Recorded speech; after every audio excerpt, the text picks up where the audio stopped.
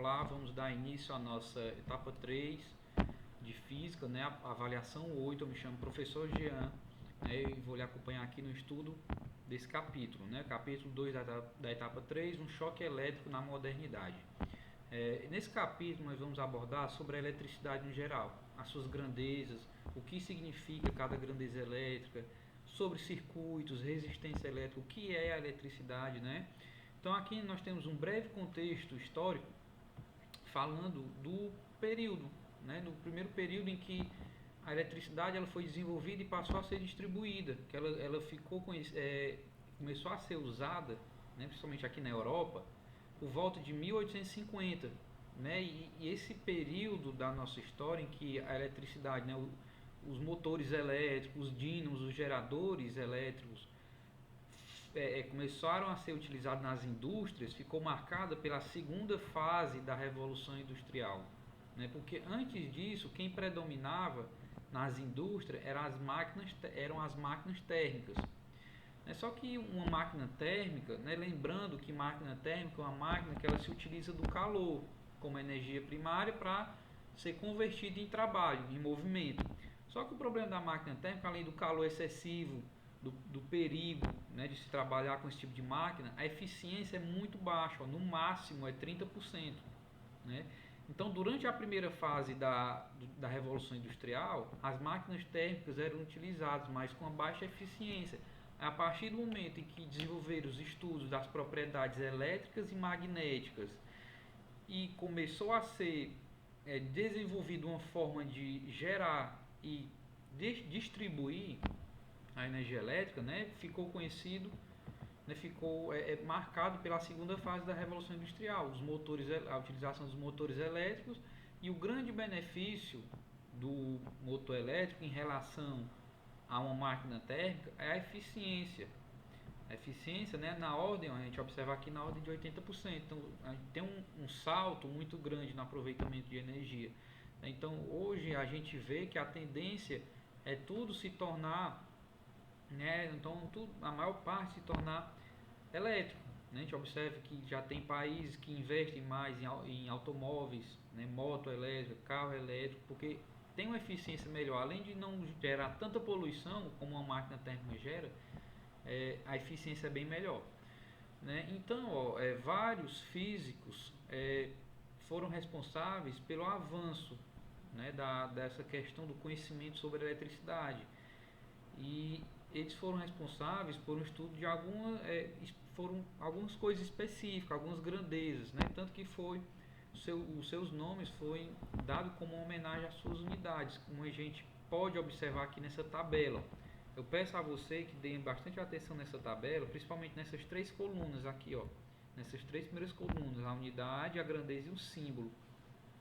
Né? A unidade, a grandeza e o símbolo, que a gente vai usar até na próxima avaliação. Onde a gente tem algumas grandezas da eletricidade, tem várias, né? Mas essas aqui são as básicas, ó. As grandezas: tensão, potência, corrente e frequência, né? São as básicas que nós temos que saber.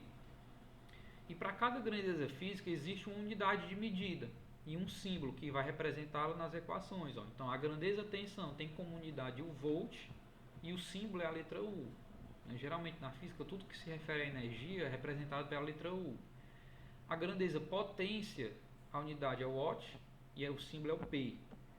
Corrente, a unidade é ampere e o símbolo é a letra I. E a grandeza frequência é o hertz e o símbolo é a letra F. Então memorizem, né, essas quatro grandezas, essas quatro principais: tensão, potência, corrente e frequência. Como eu falei, não são as únicas. Não são as únicas grandezas que tem na eletricidade, mas são as mais indicadas nos aparelhos. É o básico que nós temos que saber. Então vamos entender o que cada grandeza dessa significa, começando pela tensão elétrica, também chamada de voltagem. Tensão ou voltagem também tem eletricista, né, que vai chamar de DDP, que é a diferença de potencial, mas popularmente é chamado de voltagem. Mas tem esses três não: tensão, voltagem ou DDP, diferença de potencial. A tensão elétrica ela basicamente diz respeito ao fornecimento de energia. Todo aparelho elétrico que esteja funcionando, ele necessariamente ele tem que estar submetido à tensão. Né? Você pensar um relógio, um controle remoto, ele funciona a pilha e bateria, um ventilador você liga na tomada. Então, em todas essas situações, você submeteu o aparelho elétrico a uma tensão, ou seja, a um fornecimento de energia. Então, tensão elétrica basicamente é a capacidade que a fonte tem de fornecer energia para o aparelho. Né? Quanto mais energia, quanto maior for a tensão, mais energia é fornecida. Né? Por isso que acontece aqueles casos. Né? No Brasil, nós temos duas tensões diferentes. Tem a 110 volts e a 220 volts. Né? O que acontece se você pega um aparelho que foi fabricado para funcionar a uma tensão de 110 volts e ligar ele em uma tensão de 220? Ele vai queimar. Ele vai receber o dobro da energia, né? 220. Ele vai esquentar muito devido ao aquecimento causado pela passagem da energia e vai queimar, porque ele está recebendo o dobro da energia para que ele foi fabricado. Né? Então, tenha cuidado, né? Quando você for comprar algum aparelho elétrico na internet, principalmente, você vê se você está selecionando a tensão indicada, 220. Né? A nossa região aqui a gente utiliza 220 volts. A potência elétrica, ela diz respeito ao consumo da energia. Né? Todo aparelho elétrico ele vai trabalhar. Né? Se você pegar um ventilador, ele transforma energia elétrica em movimento. E a taxa com que ele faz isso, esse trabalho, sobre um determinado período de tempo, é a potência dele. Se ele fizer isso rápido, em um período pouco de tempo, ele tem a potência alta. Mas, logicamente, ele vai consumir mais energia. Então, potência elétrica é a grandeza que vai informar quanta energia o aparelho vai consumir por unidade de tempo. Então, quanto maior a potência de um aparelho, mais energia ele vai consumir. E quanto menor a potência, né, logicamente, menos energia ele vai consumir. Mas lembrando, né, que o consumo de energia também não é a potência, somente a potência que determina. O outro fator que determina o consumo de energia também é o tempo.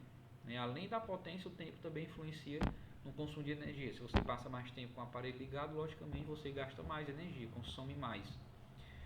Né? Aqui você vê a imagem de um ferro elétrico, um chuveiro elétrico. Principalmente o chuveiro elétrico, ele é o aparelho doméstico, de longe é o que mais consome energia. Ele tem uma potência muito grande, muito alta. Né? Geralmente, os chuveiros mais básicos, eles funcionam com duas potências, né? Que é chamada aqui de posição verão e posição inverno. A posição verão, a água é água morna, porque opera numa potência menor. Já na posição inverno, é água quente, ele vai operar numa potência maior. Tá? Então, o cálculo da potência é feito como? Aqui, corrente vezes a tensão. Veja como tudo é representado por essas letras. Por isso que eu frisei, você dá atenção naquela tabela, porque diz bem direitinho o que cada letra dessa significa. P, potência, I, corrente e U, tensão. Então, o cálculo da potência é a multiplicação da tensão pela corrente elétrica. Vamos ver um exemplo. Se eu tenho um aparelho que a potência dele é de 220 volts e por ele passo, a tensão dele é 220 volts e a corrente elétrica que está passando nele é 0,7 amperes, qual vai ser a potência desse aparelho? Então, o cálculo da potência é somente uma multiplicação, corrente vezes tensão. Então, nós vamos multiplicar corrente 0,7 vezes a tensão, que é 220. Vamos lá fazer essa multiplicação, 220 vezes 0,7. 7 vezes 0 dá 0, 7 vezes 2 é 14, leva 1, 7 vezes 2, 14, mais 1, 15. É a vírgula, você baixa aqui. Então, a potência desse aparelho é de 154 watts. Né? Então, perceba como é simples. O cálculo da potência é somente uma multiplicação. Corrente elétrica vezes a tensão. Né? Conforme você for lendo, se deparar com a questão de cálculo, você vai lendo e vai anotando as informações conforme tem enunciado. Você começa a ler o enunciado. Um aparelho está submetido a uma tensão de 220. Aí você dá um tempinho e anota. Tensão 220. Aí continua a leitura. A corrente de 0,7. Aí você para, anota o valor da corrente. Aí pergunta a potência. Você vai multiplicar.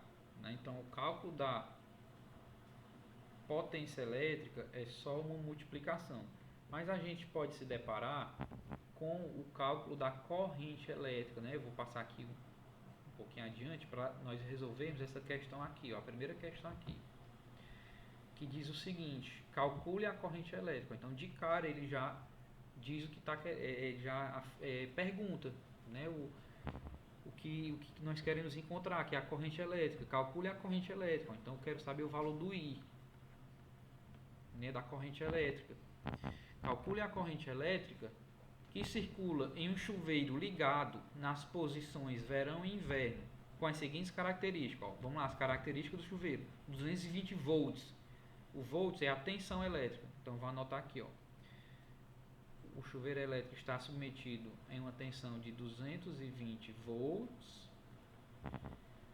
E continuando aqui, ó, o chuveiro tem duas potências, ó, 2.200 e 4.400, como nós vimos, né, que é a posição verão e inverno. Então tem duas potências, ó, tá aqui um P e um V, que é a posição verão, 2.200, e a potência inverno, P e o I, que é 4.400, que é o que tem a maior potência, né? Então, ó, eu utilizo essa mesma equação da potência. Potência igual corrente vezes tensão. Por que eu utilizo essa? Ó? Porque eu tenho as três grandezas. Ó. Eu tenho a potência, está aqui. Eu tenho a tensão, 220. E nós vamos encontrar a letra I, né? O valor da corrente. Então, o que nós vamos fazer é isolar. Porque quando nós queremos encontrar o valor de uma incógnita, nós temos que isolar ela. Então, esse U que está multiplicando, ele passa para o lado do P, né, da potência, dividindo. Então, vai ficar assim, ó. Corrente é igual potência sobre tensão. Então, para calcular a corrente elétrica, você vai dividir potência pela tensão. Então, vamos lá, ó, calcular a corrente dessa potência elétrica aqui, ó, 2.200. Aí você vem 2.200, desculpa, 2.200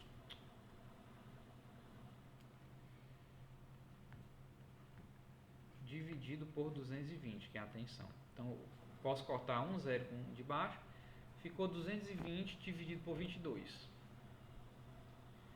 Deixa eu voltar aqui.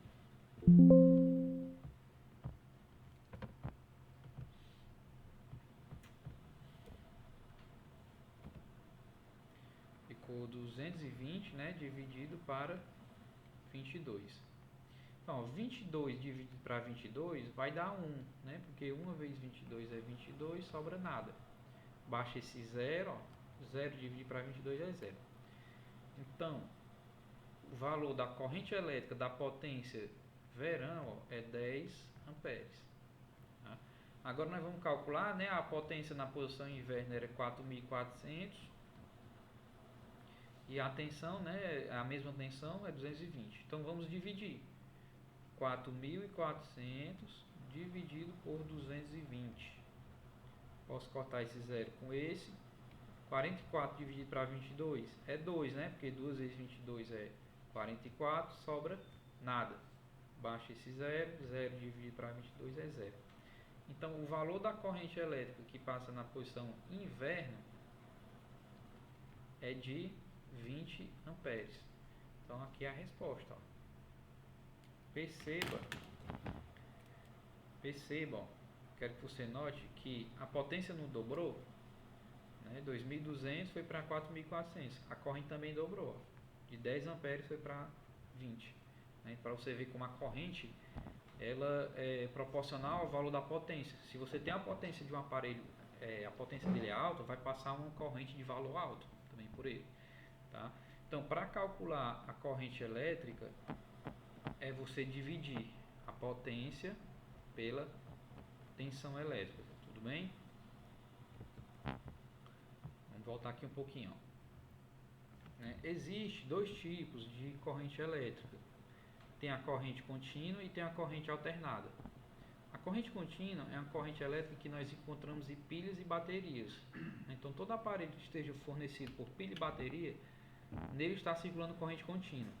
Já a corrente alternada é uma corrente elétrica que é fornecida pelas usinas, né, e nós encontramos na tomada. Então você liga um aparelho na tomada, nele está circulando uma corrente alternada. Ele é uma corrente mais eficiente para grandes circuitos, né? Uma corrente contínua.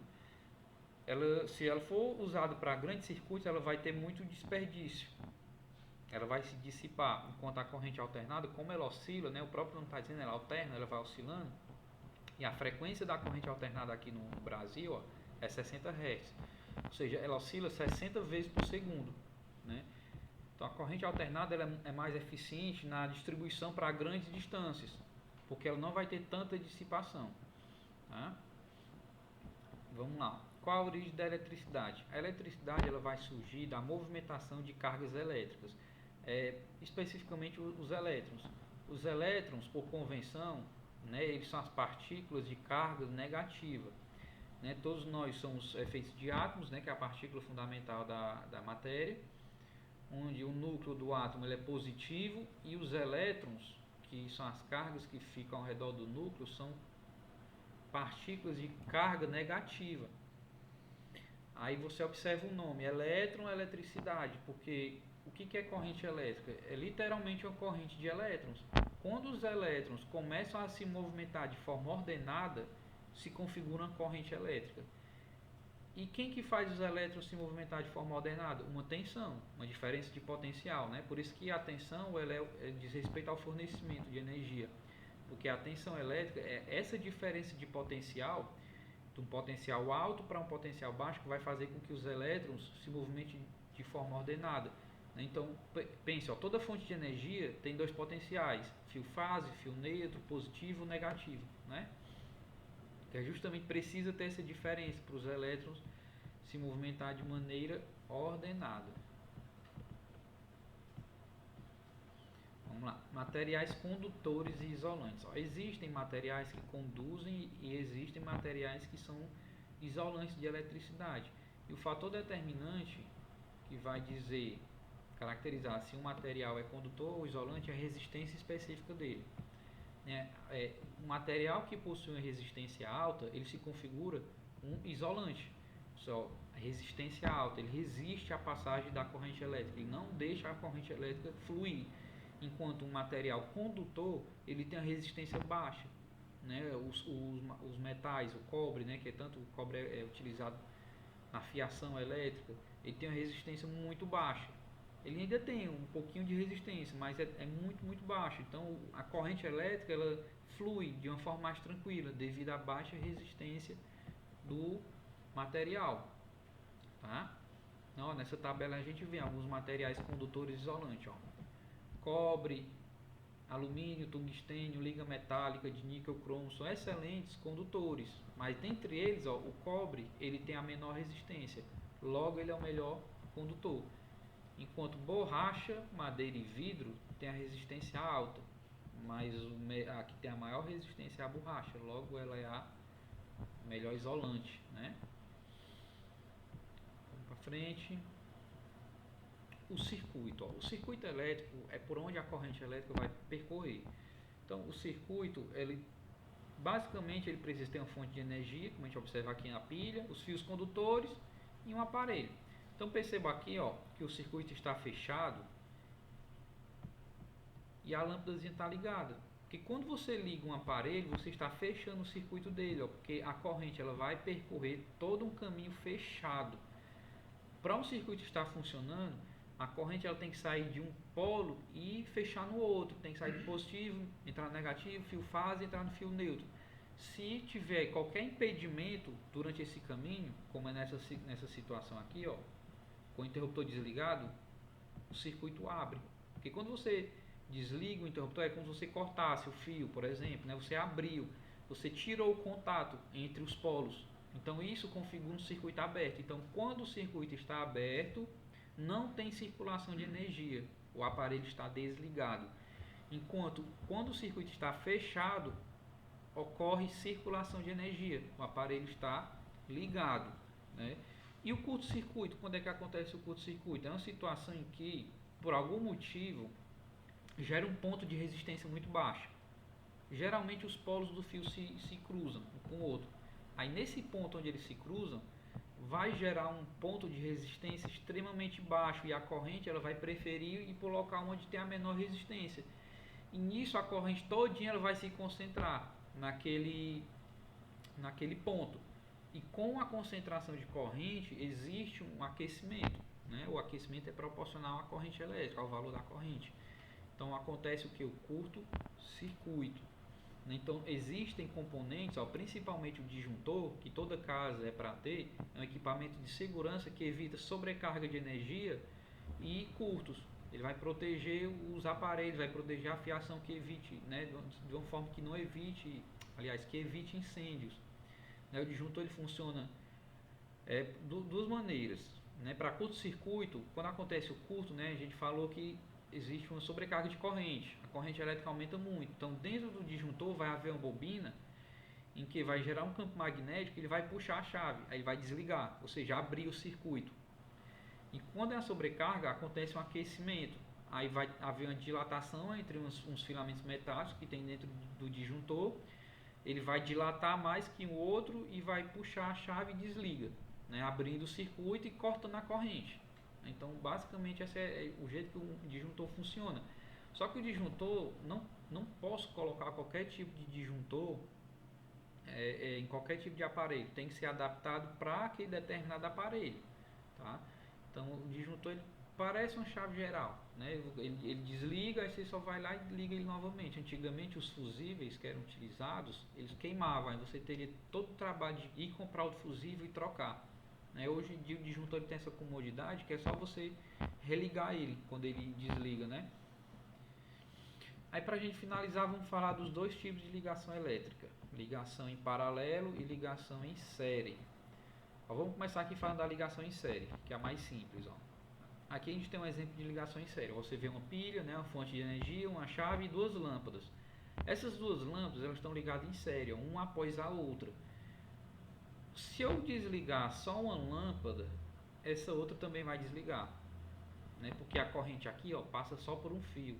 Então qualquer coisa que acontece nesse percurso vai abrir o circuito de todo mundo e todo mundo vai desligar. Então o circuito em série ele é altamente inconveniente por causa disso, porque os aparelhos eles são dependentes um do outro. Um aparelho depende. Então anote isso. Circuito em série, características: aparelho dependente. Se um desliga, o outro também vai desligar. E a tensão, ou seja, a energia em um circuito em série é dividida. Se nesse exemplo que você está vendo aqui, se a tensão dessa pilha for 5, nessa lâmpada, na lâmpada 1 é 2,5 e na lâmpada 2 também é 2,5 amperes. Né? Amperes não, desculpa, tensão. A tensão se divide. Né? O que permanece igual é a corrente. Então, características do circuito em série. Primeira, aparelhos dependentes. Se um desligar, o outro desliga. A tensão elétrica, a energia, né, tensão, se divide e a corrente permanece a mesma para todos. Já na ligação em paralelo, no circuito em paralelo, você vê que tem as lâmpadas, elas estão paralelamente, daí o nome do circuito. A corrente, nesse exemplo, ela tem duas opções de caminho. Né? Ela sai aqui da lâmpada, ou da pilha, percorre todo um caminho. Quando ela chega nesse nó, ela vai se dividir. A corrente se divide. Então ela tem outra opção de caminho. Se eu desligar uma lâmpada, se eu desligar essa lâmpada de cima, a de baixo ela vai permanecer ligada, vai permanecer acesa, porque a corrente passa por ela. Né? Então, no circuito em paralelo é como se cada aparelho tivesse uma ligação individual. É o que acontece na nossa casa. A nossa casa, a ligação é feita em paralelo. Por isso que você tranquilamente desliga a luz do seu quarto e a luz da sala, a luz da cozinha permanece acesa. Né? Então, a primeira característica do circuito em paralelo é esse. Os aparelhos são independentes. Né? Você desligando o aparelho, o outro permanece ligado. E outra característica muito importante da paralelo é que a tensão elétrica é igual para todo mundo. Se essa pilha tiver uma tensão de 5 volts, nessa lâmpada está 5 e na outra lâmpada está 5 volts. Voltando ao exemplo da nossa casa, em cada tomada você encontra 220 volts, porque o circuito está feito em paralelo. Se tivesse sido feito em série, em cada ponto de energia não estaria 220, estaria dividido. Né? Então, um circuito em paralelo com um circuito em série, as características é totalmente o contrário uma da outra. Tudo bem? Então aqui nós encerramos nossa aula, né? A gente encerra falando desses dois tipos de ligação. Não esqueçam de revisar o conteúdo, né? Se você ficou com alguma dúvida no cálculo, você pode voltar ao vídeo, pausar, fazer anotações no seu caderno, tudo bem? Espero que você saia bem na prova e até a próxima aula.